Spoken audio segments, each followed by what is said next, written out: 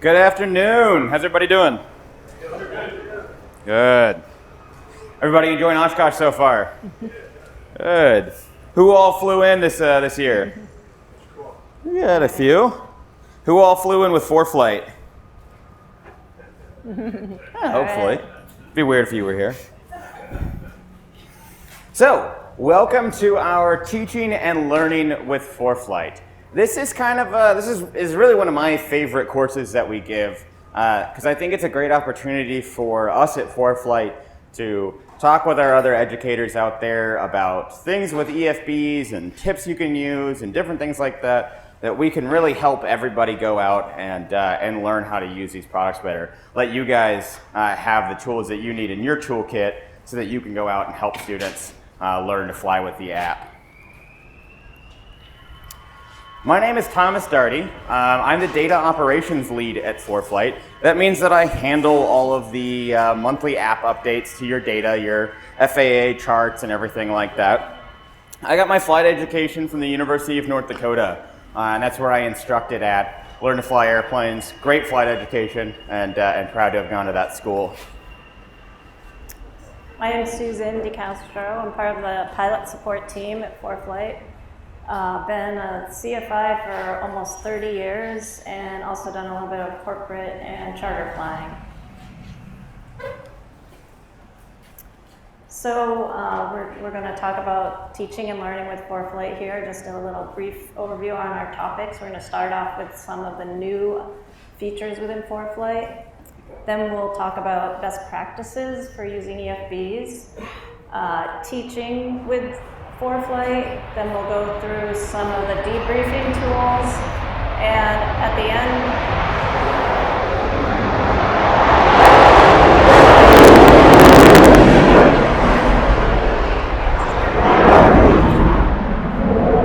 all right. Somebody's out there having some fun today. Yeah. We'll finish off with 15 minutes of Q&A, so if you have any questions, save those till the end, and we'll definitely allow you time to get those in. So starting off with some of the new features in ForeFlight. This one, takeoff and landing distance, is super relevant for instructors and students. You're familiar with diving into the manuals and charts and figuring out how those graphs work to know what your actual takeoff and landing distance expectations are. This features in our Performance Plus plan, and you'll see it enabled when you look at the Flights tab. You can see you'll have new buttons, the takeoff and landing buttons. We've provided this takeoff and landing distance analysis for piston aircraft, piston singles, and multi-engine aircraft at this point. So in this case, I've set up my flight, I've entered my departure time, and so ForeFlight's analyzed the weather at this departure time. And you can see it's inputted there, and it's given me a takeoff distance. I can manipulate those things to find out how a change in temperature or change in wind or weight might affect my takeoff distance. And we also do the same thing for landing. I have an airport near me that has a runway that's 2,999 feet. Seems intimidating to me. I fly a Baron, typically my personal minimum 4,000 feet, but I know some pilots will fly into a 3,000 foot runway. So, but that 29.99 always gets me. So I'm gonna take a look at this airport in my Baron, and today the winds are favoring a 2,600 foot runway.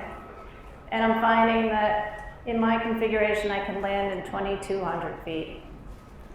That's how much the book says. I'm likely to add some personal minimum. 400 feet is probably not quite enough for me. Yeah, you're gonna be aiming for the numbers on that particular approach on that one. Yeah. So, but it gives you the real numbers. You're not guessing at, oh yeah, I think I've done that before, or I think I've known someone else who's done that before. Is that total distance over 50 foot off? When you scroll down the page, you'll get that. Actually, that distance was, but when you scroll down, you'll see the landing roll and everything. Passenger is a new companion app to ForeFlight. It's an app that you download from the App Store. Your passengers can download it, get it on another device. It helps to answer the when will we get there question. It gives them some minimal information, some airspeed, the time en route, your expected arrival time, and some of the cities that you're flying over. Then the Sentry Mini is a new ADS-B device that we've just introduced. You can see a picture of it here. It's as small as like a deck of cards. The Sentry Mini can provide you with ADS-B weather, traffic, GPS, and weather replay. And you'll see that it kind of fits in between two other devices that we've had out previously, the Scout and the full-size Sentry. If you're interested in any of those, please go by our booth in Hangar C and we can explain more details about each of those devices and what might make sense for your flying. Lastly, the Airport 3D is kind of the most exciting and fun new feature that we have. This is part of the performance plan subscription as well. On the airport's page, you'll find a 3D button. And this is a particular airport that I went to a few years ago, and I'm flying in, and I knew it might be terrain because I knew there was right traffic for one of the runways. But I'm flying in, I'm 5 miles out, I can't see it, it's all these mountains. And finally I come over the mountain and see that it looks something like this. And it was pretty surprising to me. There's terrain all around this airport. You can use this feature to look at a view of what it's going to look like on approach to a particular runway. And it really gives you great awareness of what it's going to look like at this airport when you arrive. We also have some additional 3D features that we'll show later on in the presentation. Here's a view landing at the other runway at this airport. So let's really dive into electronic flight bags and kind of what they are, what they replace for us, how we can use those to help ourselves fly the aircraft and teach our students and everything. And we kind of want to start off by saying this is how we like to use the app for this, but take some of these tools and go back and tailor them to your operation, your aircraft, your style of flying and teaching, and more importantly, your students' way of learning as you're out there in the airplane, and really kind of tailor all of these tips to that. So one of the big questions we always get is, can I use ForeFlight? Is ForeFlight a legal way for me to get all of my charts and plates into the aircraft with me? So the simple answer here is yes, it is. In fact, according to the FAA, you could use just one single iPad as your source for charts. You don't need any kind of paper backup or anything. You can see here I have the FAA regulations as reference and the AC if you want to look into that further. But of course, any smart person is going to have a backup with them. You don't want to have one iPad with charts. So ForeFlight allows you to have either 2 iPads and 1 iPhone, or 2 iPhones and 1 iPad with their subscription. Yeah, and your students are going to have the exact same thing with their subscription. We can talk about how they're going to want to use those extra devices in there. So what is the purpose of using an electronic flight bag? And we like to think that it is about maximizing your situational awareness in the aircraft. We're going to give you the same information that you're used to seeing on paper charts and paper sectionals, and then we're going to take it that extra step further by giving you contextual information about where you are, additional pop-ups for TFRs and NOTAMs and things like that that are really going to help you focus on teaching and learning instead of trying to go through and interpret all of that data on there. So I'm old enough to have been this student with all these books and all these maps sitting at this desk. I'm also old enough to have been the flight instructor trying to teach this student with this pile of books and maps. And it's just amazing to me every day that we've moved on to something like this. Oh yeah, I think my first flight bag weighed about 40 pounds with all of those charts and plates in it and everything like that. It is so much nicer to walk out to the aircraft with just an iPad and a headset and be ready to go. So we're going to dive into some best practices for using your EFB for teaching. So first of all, within ForeFlight we have a document section, and one of those documents is the Pilot's Guide to ForeFlight. So we recommend you take a look at that to teach yourself how to use ForeFlight before you try to teach your students. But also point it out to your students so they know where to begin. They know that there's a reference guide there. And we also have other reference guides for different features within ForeFlight. We have a reference guide for weight and balance and filing and for other different features.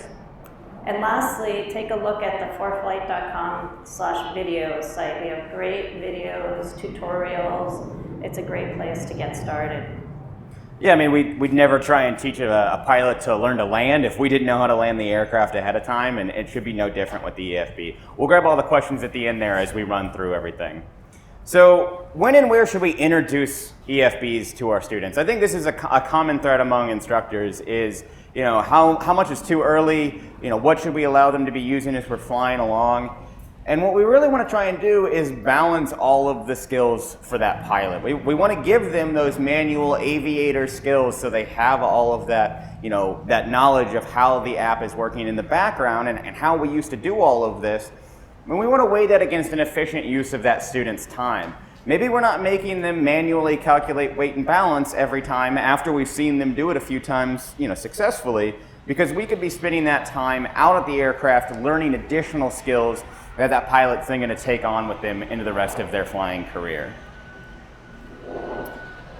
Yeah, so think about what type of flying your students are moving on towards. Is it a student who's on course, they're full throttle going towards an airline career?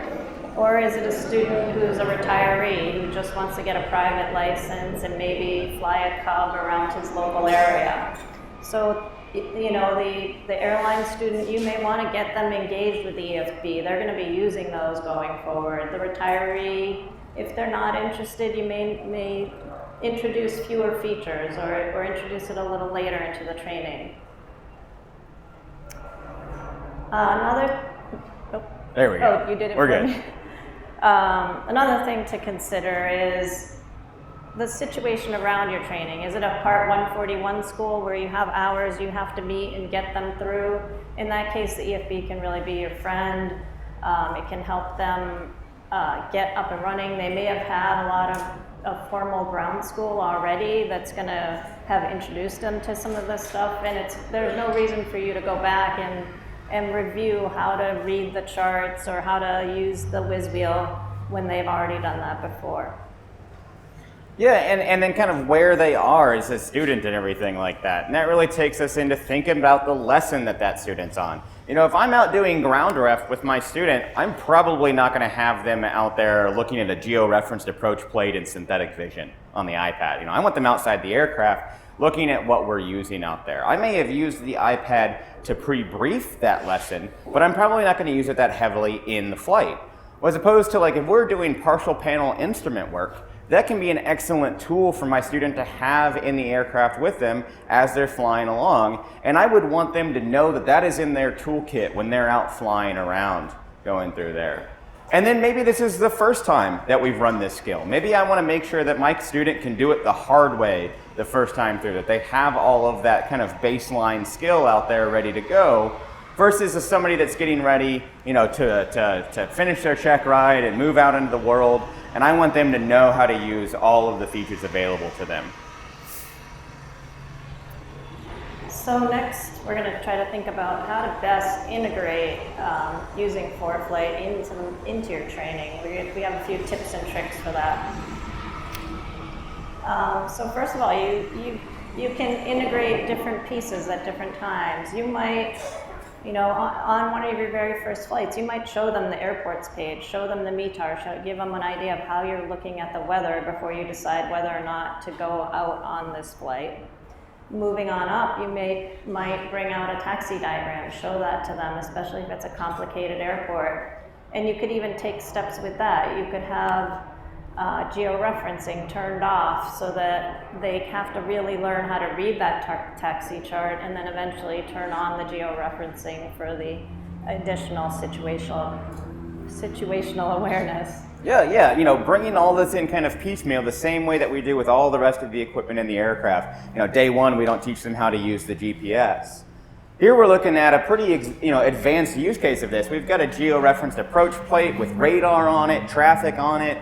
We're looking at synthetic vision. That may be a commercial student that we're really starting to get ready for a check ride there. So, bring these different features in kind of one at a time as you're bringing that across, and you can really limit the iPad to how your students are using it.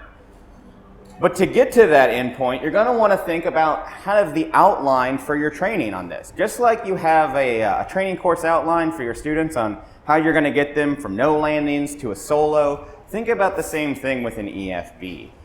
Give them standards that you want them to be able to operate by. How well do you want them to be able to access certain features in the app? Do you have a time frame for using some of that?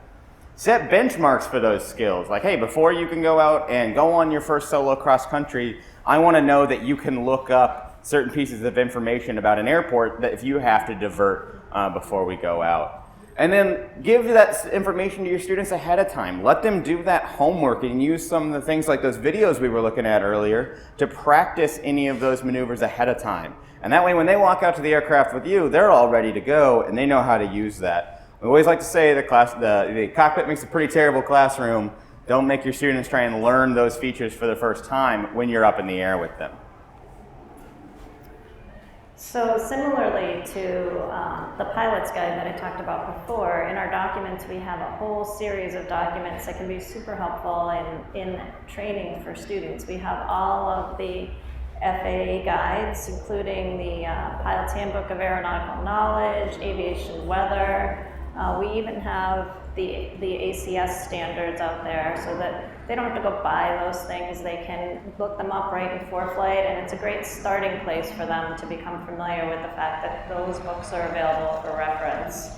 Yeah, there's a ton of interesting stuff in there. One of the things that I used to like to go through with students was avionics for naval aviators. But there's only like 2 or 3 chapters in that book that I really want to go through with a student when we're talking about how does an aircraft get up in the air. And I don't ever really feel comfortable making them buy that book just for that little piece that I want them to go through. I've already got it loaded in ForeFlight and it's included with their subscription, so I can really use those additional resources without having to make my student go and purchase something just because I really want to show them something cool out there. On top of just reading those documents, you have the ability to annotate them. You can circle things, highlight things, just make bookmarks on certain pages.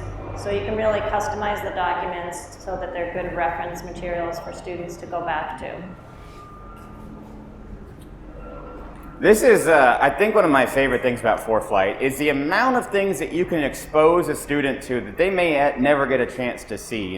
When we're using paper sectionals, you're not going to make them go out and buy a sectional for a region that you're not flying in, just so that you can kind of show them something cool on there. And with ForeFlight, we've got all of those already included into the app, so you can see all the things that the FAA produces. So you might be able to introduce them to some symbols on the map. We've got walrus habitat areas here that they're never going to see in their local area. Or charts like the helicopter metros or the IFR continentals that you really couldn't even get a hold of anymore these days.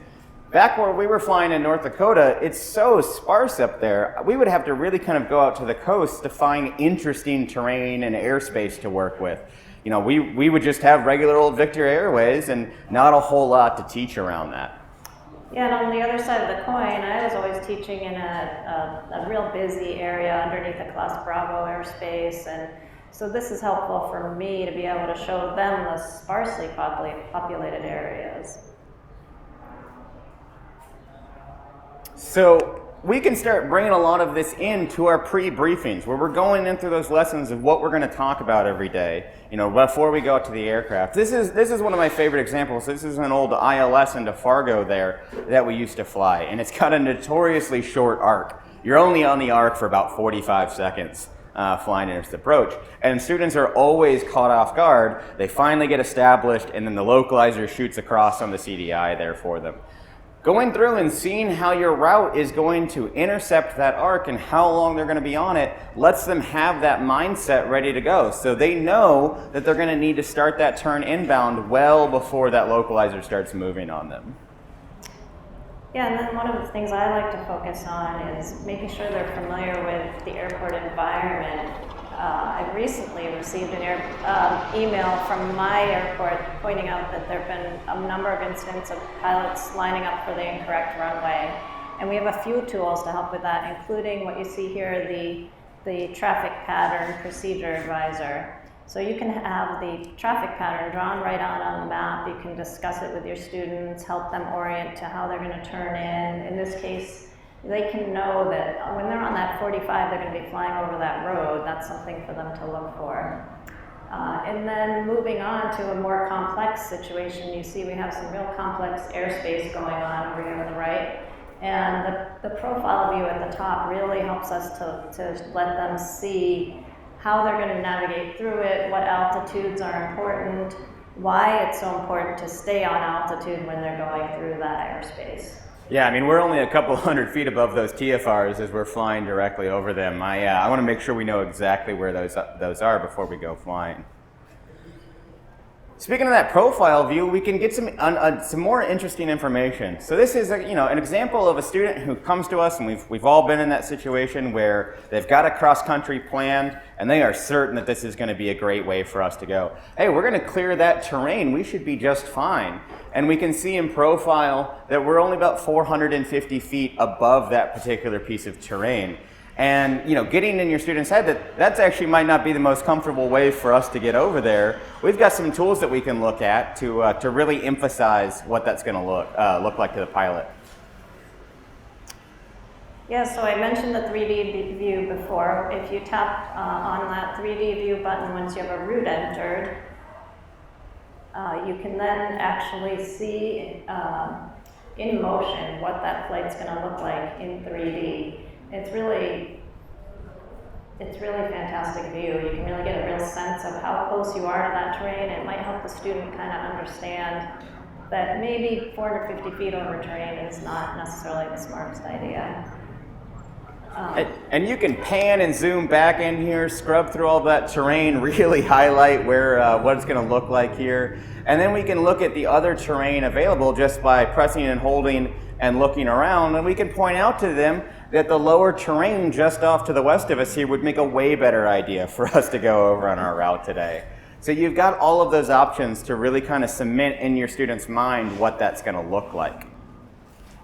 We also have the ability to go ahead and make notes to our students. So here we are planning a cross country along, and they're all set. I think they're ready to go, but I want to make sure that when we fly that they're making notes, getting weather, doing certain things along that route. So I'm going to take my Apple Pencil and I'm going to press it directly onto the iPad there as we're flying along, and I can then start writing out notes directly onto the iPad using that Apple Pencil to make notes of where I want that student to go through and change fuel, where I want them to make sure that they have that ATIS ready to go, so when we call up to approach, we've got all of the information that we need there ready to go. And those notes are made in map scale, so they are going to stay exactly where I write them. It's as close to having a pencil and paper in the cockpit with an EFB that we're going to have. And I can clear those out by going through and pressing the clear button or the undo button in there and get all of those out of there after our flight's done or if I make a mistake. And if I don't have an Apple Pencil in the cockpit with me, I've got a new icon along the left-hand side there that's a little pencil button. And pressing that allows me to make annotations however I want with a stylus or with my finger. And I can go up in the upper left-hand corner and adjust anything about those annotations. This is really nice because I can write different colored notes to my students based on different things that I want them to do. We can highlight warning areas in certain colors or just notes of things that I want them to be aware of. So we've got that cross-country planned, and I really don't want to have to then grab my iPad out as the instructor and copy all of that information over. I just sat down on their cross-country, look over their cross-country. I want to make sure that I can follow along with all of that information when we're in flight. So let's look at how we can share flights back and forth. And one of the easy ways to do it is if we're both on the same Wi-Fi network, like I'm likely to be at my flight school or my FBO, if I press the send to button on the student's iPad, I'll have an option for any other ForeFlight iPads that are in that area, on that same Wi-Fi network. And I can then send that route from their device over to my device directly. And it'll give me this warning pop-up on my device so that I can just go ahead and load that route directly in. One of my very favorite things is all of the ADS-B devices that ForeFlight makes, the Scout, the Sentry Mini, and the Sentry, all use Wi-Fi to connect to that device to your iPad. What that means is when you're in flight, if you and your student are both connected to that ADS-B in device in the aircraft, you can use that to transfer flight plans back and forth in flight. So if you go through and you get a reroute and your student plans that diversion out and you're all ready to go, they can then send it to you in the aircraft without needing to be on the internet or anything like that. It's a fantastic tool to have in the airplane with you. So we've done some briefing and we're pretty ready to get out and get into the airplane. So one of the first things you need to do before you head out there though is really make sure your iPad is ready to go. Pre-flight the iPad and have it in your bag and ready to go. Yeah, I mean, we're gonna use all of these tools in the aircraft. It's not gonna do us any good if we get out there and our iPad isn't set up and ready to go, ready for us to use. So these are just some of the items that you should think about with your students before you go out and fly the aircraft. Check your software. Make sure that you're on the latest version of ForeFlight, the latest iOS on there. Make sure you don't have any of those updates ready to go. Know how to bring that information up. Check the battery of that device. You know, the best loaded iPad in the world doesn't do you any good if it dies right after takeoff.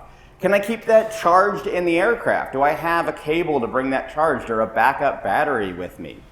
Do I have current data?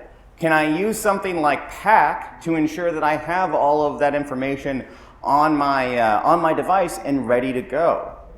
Do I have those backups? And if I run all of these checks on those backups as well, you know, having that backup's great, but if I walk out to the airplane and it's got year-old charts loaded on it, it's really not going to be as useful to me as it should be. Do I have any additional hardware? Am I going to use one of those Sentry devices in the aircraft? And are they ready to go for that particular flight? And am I going to mount the iPad somewhere? You know, if you plan on getting out to the aircraft and having that iPad mounted on the yoke in front of you, but you don't have the mount to put the iPad there, it's not going to do you as much good. Make sure you have all of that equipment and it's all ready to go for you there. And I want to point out, this was an old thing when I was teaching with students on EFBs. Make sure you do this before you get out to the airport. Make sure your students are looking at a lot of this stuff. Nothing's worse than running through all of this, getting ready to walk out to the aircraft, and noticing that your student's got about 5% battery left on that device. And your only real option is to sit there at the flight school, at the FBO, plugged into the wall, watching the good weather roll by as you wait to go fly the airplane. Yeah, and luckily ForeFlight has this great feature to help students remember this. Within the ForeFlight checklist, we have a template called an EFB checklist. You can have your students download this and use that EFB checklist right in ForeFlight to help them download their charts and charge their battery and get everything ready beforehand. Yeah, I saw a couple of you guys taking pictures of that previous slide and I knew this was coming up there. We have that built in and ready to go in the app for you. And we can use that checklist in ForeFlight to do a lot of great things. So it's going to have a lot of our different checklists loaded in the app. So my student can go through and see that for all of the aircraft. Or if you're a CFI flying a lot of different airplanes, instead of having to worry about having all of those paper checklists there with you, you can reach out and quickly grab checklists for the aircraft that you're going to be flying that day. And one of my favorite things in here is you can edit all of these checklists. So in the upper right-hand corner, I can hit the edit button and I can add things to my checklist like here. So I can give my students notes on what I want them to be doing, when and where with this turn your EFB to the maps page on a certain portion. Give them notes about that. And that will save that off to your checklist there in ForeFlight. And then our students can use this to practice their emergency procedures. We all want to make sure that our students have all of those emergency checklists memorized and they're ready to go. ForeFlight's going to help us out there a little bit with one of our new features. So I really like to bring in this emergency checklist, have your students sit there with a copy of the cockpit, maybe one of the Sporties posters or something like that, and use our new checklist speak function. This is going to play the challenge and response for all of these items in there. So our students can go through and listen and run through all of those items on the checklist to help them study for that emergency procedure.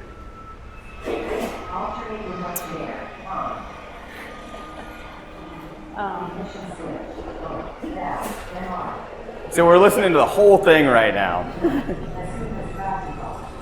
Yeah, and it's great because there's two options actually here with the checklist. There is you can have it play the challenge and response like you just heard, or you can have it play just the challenge. So another great way for them to practice their checklist. They can have ForeFlight play the challenge, they can do the response, and that's just another way to help really memorize and ingrain those emergency checklists. So we talked about maximizing that situational awareness that we have in the cockpit with the EFBs earlier. And let's look at a couple of ways that we can really do this inside of ForeFlight. This is one of our new features called breadcrumbs. And what it's going to do is basically draw that track log that ForeFlight's recording as we're flying along. And as an instructor, this is a great tool for us to use because we can use this real time in the aircraft with us. Here we are looking at a flight with a student. Going through, we can, looking at the individual maneuvers. It looks like we were doing some steep turns up there, going back and forth. One of them, we got it quite a bit tighter up there. Maybe something happened on that steep turn, and we want to point out to our student, hey, remember when you stopped paying attention to your altitude there for a little while? This was the result of that. We were much tighter in that turn. They can get that direct feedback, exactly what that track log looks like when they're flying. And then you can immediately go through and translate that into the correct maneuver. And one thing I'll mention is you can always save your breadcrumbs to a track log that you can analyze after the flight. So if it's a maneuver that you're not able to really talk about and review in flight, it'll be saved for review after the flight.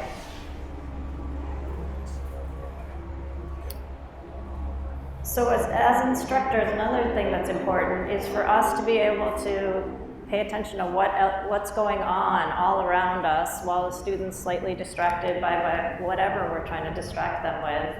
But we need to maintain situational awareness at all times, and ForeFlight can be a big help with that. So what I'm showing here is a custom layer overlaid on top of the map. This layer is showing practice areas. And you can see my airplane stayed within the practice area easily because I have that overlaid on top of the map. I'm not having to look out and pick out ground-based references to know that I'm in that practice area. And this kind of brings up the topic of content packs.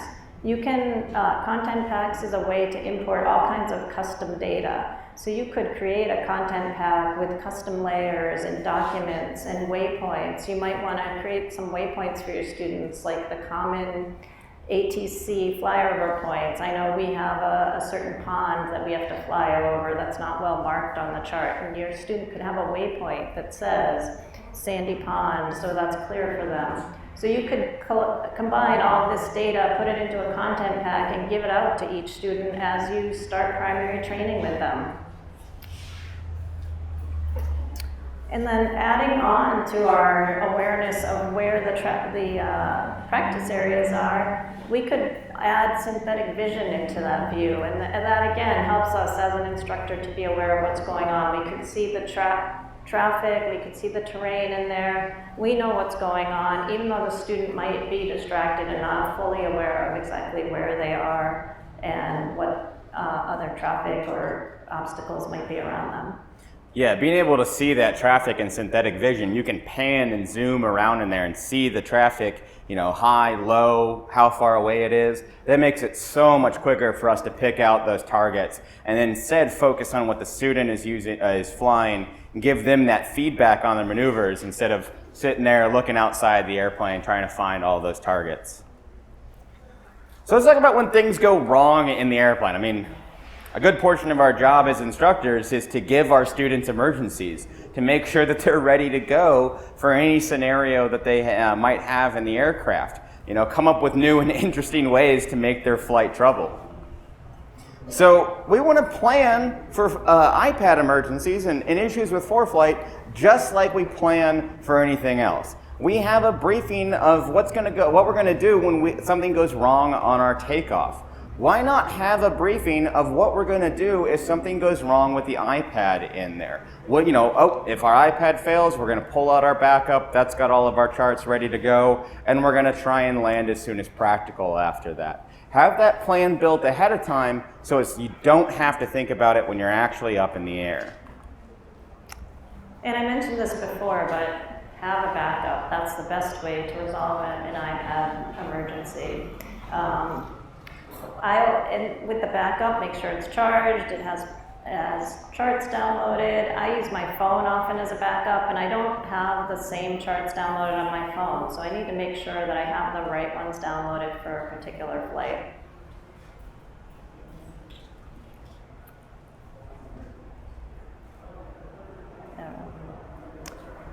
So continuing on from there, it's also helpful to be knowledgeable about some common troubleshooting steps that can help you bring your iPad back up if you have difficulty with it. Make sure you know how to close down the app and then reopen it. Know how to reboot your device as well. And then another thing that's important is make sure you know how to dim the screen and brighten the screen. Sometimes if you have the screen too dim and you're wearing sunglasses, you might think like, this thing's not working, but actually you just need to turn up the screen brightness. So start to learn those things about the iPad to correct any issues that might come up in flight. And then start building those scenarios for your students. Learn how to do things like disable ownership. Simulate a GPS failure in there. If they've got a device with them, maybe you turn off that Sentry, that additional device that they may be using. Simulate, what are you going to do if this device isn't with you in the aircraft? Kind of make those own partial panel iPad scenarios for your students so that they have a chance to exercise that plan that you guys talked about earlier. And then at the same time, the iPad doesn't have to be the source of your emergency, and you want your students to be prepared for how they can use their iPad in case of another type of emergency. ForeFlight has a glide advisor that can show them where they can glide to in case of an engine issue. I'm showing here the synthetic vision in case you have an instrument failure, and the synthetic vision combined with georeference charts can really help you in case of an IMC failure of all of your instruments. Yeah, I mean, we all remember what it's like to be a student partial panel on that first approach you're flying. I mean, that is a nerve-wracking scenario to be in there. Show them the tools that they have available to them to kind of bring that workload down a little bit. Let them stay a little calmer. They're going to learn a lot more out of the scenario if they're able to focus on really flying through and not just on being nervous as they're flying the aircraft. And let's not try and learn all of this in the air. Let's try and stay sharp on the ground and practice these things before we get out to the aircraft. Just like we pre-brief approaches or use simulators to show a student what an approach is going to look like ahead of time, we can do the exact same thing with our iPad.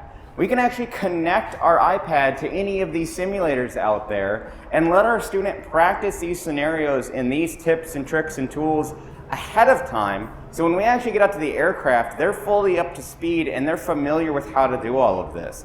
A couple that I want to point out on here is Infinite Flight.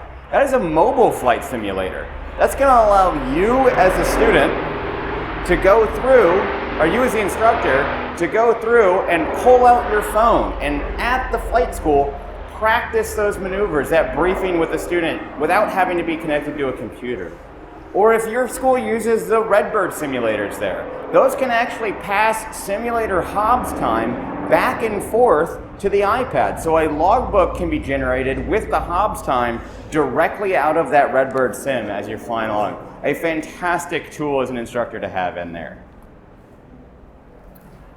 So once our flight's completed, ForeFlight has some great tools for debriefing. So we have the track log feature where you can review your flight afterwards, which I'll show in a little more detail. And then we have the logbook, which is a digital and legal logbook, and those track logs can help you get your entries started. It will create draft entries. So you see here my draft logbook entry from this flight, and this recording has brought information into the logbook, so I can just enter that entry in. And then we can go through and we can tap on that map at the very top up there, and we can get detailed information about that flight from the GPS, from any AHARS units that we have, and we can go through and see exactly what we did on this flight. This is actually from a BFR of mine a couple of years ago.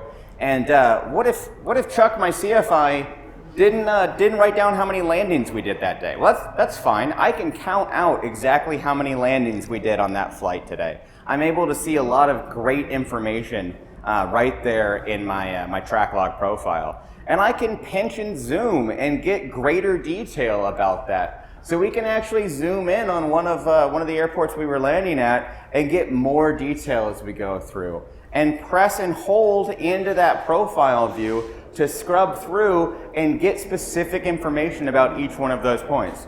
That's not too bad. It's pretty consistent across most of those landings there. Actually, I think I can see where they even pulled the engine on you in that view. Yeah, there's our power off right there. So now that I'm able to see this on the track log profile, we've been looking at 3D tools that I can use to see all sorts of different great information before and during our flight. Well, I have a 3D button right there ready to go on our track log profile. And that's actually going to bring up 3D Review, one of our new tools in the Performance Plus profile, the Performance Plus plan. That's going to let me see what that sight picture looked like as we were coming down on final. And what a powerful debriefing tool with our student on a bad approach. Let's talk about why that's not the sight picture we want as we come down, or why that worked or why it didn't work. So once we've debriefed, we're ready to enter our entries into our logbook. Many of you are probably familiar with the ability to sign a logbook entry for a student. You can sign it right on their iPad, or they can email you a request to sign it remotely. We have some new instructor tools. First one is a digital signature option, where you can predefine your signature. You have it stored now in ForeFlight, so you don't have to write it out each time or go and look up what is my number again. The other new thing we have is the ability to send remote endorsements. So I can tap on this endorsements button here, and then I can choose from a list of endorsements to find the right one that I want to give to my student. Again, we have all the wording already there for you. You don't have to go look through your regulations to find the one that applies to this situation. Here I'm signing off a student for the IFR written test. The private pilot written test. And then I can go through and start using that digital logbook to generate interesting reports for me and my student. These are things that we're going to look at all of those log entries across our student's logbook and give them information. Things like an 8710 report calculated out there. So I don't have to go through and figure out what all of those categories are. ForeFlight can do all of the heavy lifting on that for me. And that way I have that just that much quicker to fill out. One of my favorites for students is that private pilot airplane single engine land right there. And that's going to give them basically a checklist on how to get that rating, how to go from no flight time to having that private pilot. And this is a really great motivating tool for your students to keep them from plateauing as you go through. Show them exactly what they have left to do. What flight lessons are we going to be doing next? Hey, look at all the great progress that we've made recently. We've checked on all of these items in our checklist here. Yeah, and the best part is when your students come to you and say, hey, we haven't done this. When are we going to do it? It's in the logbook reports. I'll show you here in just a minute. So another really fun feature that's available now in Logbook is ForeFlight will review your pictures. Any pictures you've taken during the time of the flight, it will suggest that you add those into your logbook and capture them there, which can be a really fun way to remember the flight. It also can be motivating, especially for a lot of millennial students who love to have pictures in everything that they do. Yeah, I mean, what a great way to, hey, remember that flight, that cross-country we went on where we saw that cool aircraft on the ramp and you learned all that stuff about doing that? Bring this into that logbook entry so when your student's reviewing it, it kind of reminds them of all of the things that were taught on that particular lesson. So we kind of want to leave you with this a little bit. This is just like when we introduced GPS or glass cockpits to the aircraft. These are amazing tools for pilots to use while they're flying around. Things for pilots to really have a ton of additional information in the cockpit, make flying that much more fun and easy to do. But just like those technologies before it, EFBs are a tool that we need to teach correctly. We need to make sure that our students know how to use that appropriately in the aircraft, that they're not just flying the magenta line on a cross country, that they actually understand what's going on. And that's our job as instructors, to ensure that they have all of those tools in their toolkit to fly with this as you're going along, and that we really give them the best flight education that we're able to give them. So how can we help with that? Well, you guys have attended this course now on teaching and learning with ForeFlight, but there's a ton more in the app. One of the best ways to do that is to reach out to our pilot support team. These are all pilots, CFIs, double I's, we have a DPE, a ton of them are instrument rated, and you can reach them at team@foreflight.com. Ask them questions about your account, your student's account, issues that you're having in ForeFlight. But because they're all pilots, you can also ask them, hey, I'm flying along with a student and I really want to be able to do X. How can I do that best in ForeFlight? And they can give you a ton of tips and tricks on how to do specific things, because they've been there in that exact same situation with you. And just a quick review of the different subscription levels we have. We have a basic subscription level at $99, the Pro Plus at $199, and the Performance Plan at $299. Some of the features here we've shown are in that Performance Plan. But most likely, most starting students, the basic level is gonna work for them. And then along with that, we have a discount for flight instructors. It's a 33% discount if you're a member of NAFI or SAFE. So take advantage of that. You'll get back more than your membership price if you purchase using that discount. Yeah, especially on that Performance Plus, that's a pretty significant savings there. Yeah. So we're going to stick around for a little bit. We're going to answer questions as best as we can here. We have about 20 minutes to run through this. And I'd like to thank you all for coming out to our teaching and learning on ForeFlight. Yes, sir. When I download a new version of ForeFlight, does it automatically download the ForeFlight user guide? It depends.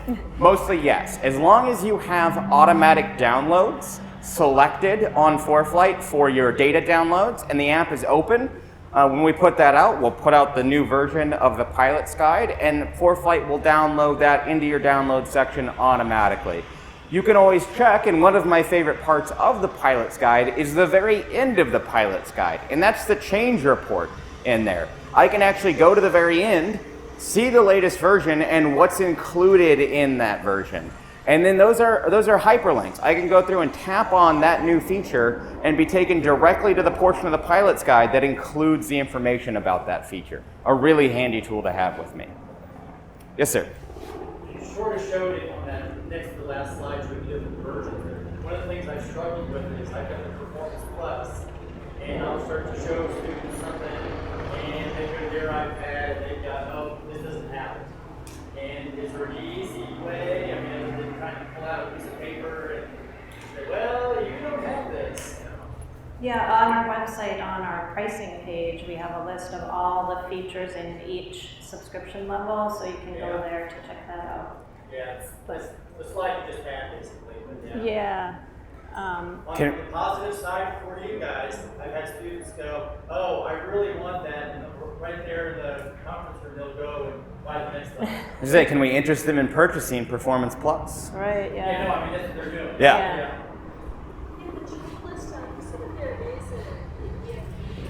Yeah, so how do I add the checklist, the EFB checklist in there? So from the checklist home screen where I'm looking at all of the different aircraft in there, there's a plus button in the upper right-hand corner on there. Let me actually, I knew we set this up for a reason. So we'll go into checklist. And in the upper right-hand corner, I can hit the plus icon, and then I can actually filter in by EFB. And if I have an internet connection in here, Yeah. there we go, EFB pre-flight checklist. That'll load that in. I can write in my iPad, anything like that, and that'll add that EFB checklist in there for me. Yes, you could do the exact same thing. If we go back and I go up to the very top up there, I have basic template as an option in there. And that'll let me go through and create a line by line, make my own sections, make my own items in there. If I have an aircraft that's not included in our database already. Yes, sir. If you made annotations or anything on airport diagrams and so on, and then a new one comes in, does it retain those annotations? Yes, I spent all this time with my student highlighting all of the information on that chart, and I want to make sure that 28 days later it doesn't just clear out of the iPad there. Yes, that annotation is going to stay on that diagram. Now, the diagram underneath may change where everything is. So if I've highlighted a particular obstacle height or something like that that I want my student to be aware of, and then the FAA goes and moves the location of that note, my annotation won't follow it over there. I'll have to go through and do it. But if I've written a note out, it'll stay on that plate when it updates from there. Yes, sir. So love breadcrumbs. It's great for showing students what they've done and all that. But sometimes you've only got like 15 minutes or that to make transfer to a track log. So I'm going to go into my settings here and filter by breadcrumbs, and breadcrumbs clear after, and I can go through and select any of the other options that I have on there. So if I want to stick around for 4 hours on a long cross country, we can do all of that. And again, the information of where we were is going to be saved in as a track log anyways if I'm recording all of that. I can get to that. Yeah, Yep. Settings, breadcrumbs. At the top there's a little, we have the search function up there, and it's breadcrumbs clear after is the name of that feature. Yeah, great question. Yes, sir. If you create checklists and annotations and so on one iPad, can you sync it to your phone? So that's Yes, they will sync to your other devices that are connected to your app. They will automatically. both on the same email address and so on. Right, yeah, that's correct. And we have the ability to share those checklists as well? You can share checklists, yes, you can email out checklists to your students. Good, students. Yeah. Okay. Yes, it's that send to button in the lower right hand corner there. I can send a checklist off to a student if I've created one. So in the on my checklist page here, in the lower left hand corner, I've got a little send to button. That'll let me send off that checklist. So if I've made one for my experimental or something like that, taken all this time into it, send it off to your student. Would it show up in their ForeFlight then, or email? I believe you can send it. Yeah, they'll receive it in their email, but then they just tap on a link to open it up in ForeFlight, and then it will be in ForeFlight. Yeah, as long as they look at that email on their iPad, it'll deep link into ForeFlight in there. Yes, ma'am. Are there any reference checklists for how to do a lot of the things you're talking about, like how to share the checklist? Because that's where I fall down, because I can't find any guide. Yeah, so there's a couple of things in there. I'm not specifically like a quick reference in there, but one of the great sections is the videos section on there, on our website. Whenever we create a new feature like our checklist section, we make about a 5-minute video on all of the features in there that we can use. I'd like to make a suggestion, I'd like to make quick reference checklist, or a quick reference on how to share. Yeah, no, I could definitely see how that would be useful to have in the app like that. Yeah. Any more questions? I mean, we're here to talk about teaching and flying. I think I brought this up before, but the time outs and time ins seem to be kind of bogus. The time off and on seems to be right on, so the total time is like skewed. And I'm kind of curious, when you go on the maps page, when you add this record button, what is the record button? So we actually had this question just earlier.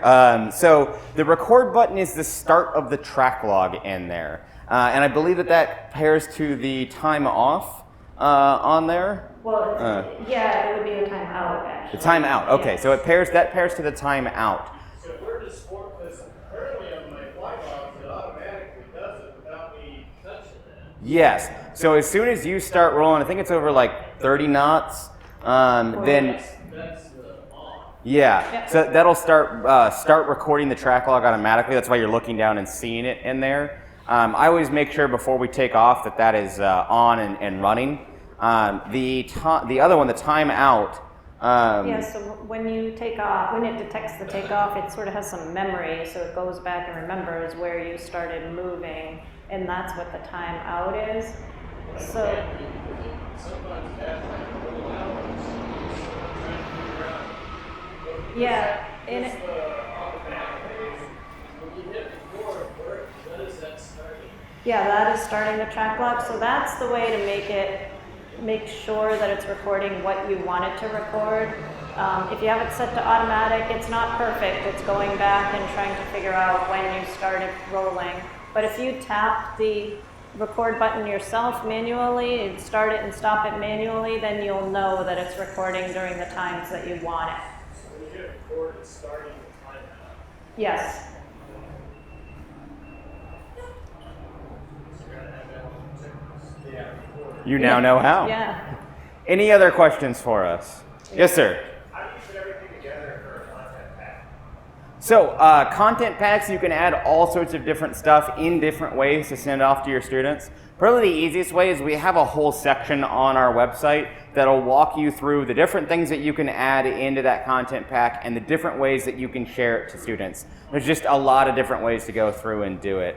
So that would be the best way to get up to speed on how to do that. So if you manage multiple accounts, you could put that to everybody. Yeah, so let's say you manage a bunch of different accounts, a lot of different students and everything. You could make one content pack on your computer and then you could like airdrop it to all of your students or email it to them as they go through. A lot of different ways to get it across to those different accounts as you go. Yes, sir. Have you tried taking notes on the map with an Apple Pen as far as doing the rating tool?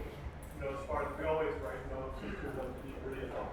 I'm just wondering, does that work at all? Yeah, there's a couple of different ways to do that. So if I go through and start writing on the map, you know, writing different notes on here and stuff like that as I'm going through. The one thing with that is I use that for a lot of my in-flight notes. One that we look at in the power users is actually like writing our vectors from ATC, like when they gave them to us and everything. If I'm specifically writing notes for a student on stuff to debrief on, it's a little bit, I think, easier to go over to the scratch pad and use that. That way, if I accidentally go through and clear out all of those map annotations, I don't lose any of the notes that I had for my student. I want kind of a cleaner, separated version for that. But both would work fine. I just thought maybe having a situational sort of reference. Yeah, make a note on there. It all depends on how you want to use it in flight like that. Awesome. We're going to stick around for a little bit. We're always over in the booth in Hangar C. Come see us. Come hang out. Play around with some of the tools. See the new Sentry and everything like that. We'd like to thank all of you for coming out and teaching people to fly airplanes and everything like that. Hopefully you guys have a great rest of the Oshkosh here.